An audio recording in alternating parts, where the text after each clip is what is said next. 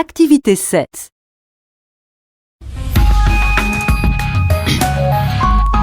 C'est l'heure des informations avec vous, Aurélie Kieffer. Bonjour, un système d'orientation plus souple, des filières techniques et littéraires revalorisées et du soutien personnalisé. Nicolas Sarkozy dévoile ce matin ses projets pour le lycée. Il n'est plus question de réforme globale. Les manifestations de lycéens et d'enseignants ont poussé le gouvernement à proposer des mesures moins ambitieuses et plus pragmatiques. Emmanuel Davier. L'orientation choisie plutôt que subie, une formule martelée par Luc Châtel, cela pourrait se traduire par des passerelles en première et terminale pour permettre aux élèves de changer de série en cours d'année.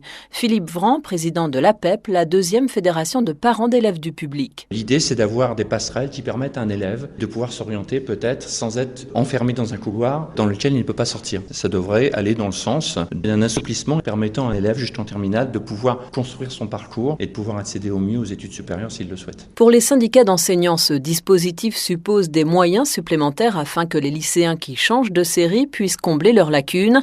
Des syndicats également sceptiques sur la mise en place de 2 heures de soutien obligatoire pour les élèves. Frédéric Rollet, secrétaire général du SNES-FSU, premier syndicat du second degré. La priorité, c'est déjà de traiter quand même les conditions de travail en classe.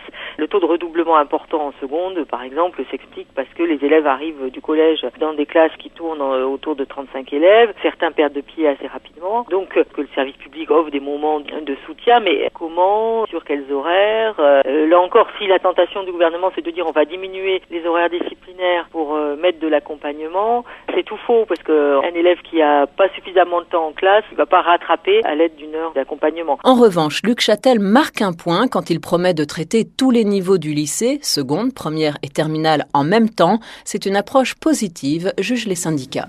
Les syndicats qui seront consultés dès cet après-midi par le ministre de l'Éducation, car pour que les premières mesures annoncées aujourd'hui soient applicables dès la rentrée prochaine, le texte final doit passer devant le Conseil supérieur de l'éducation en décembre.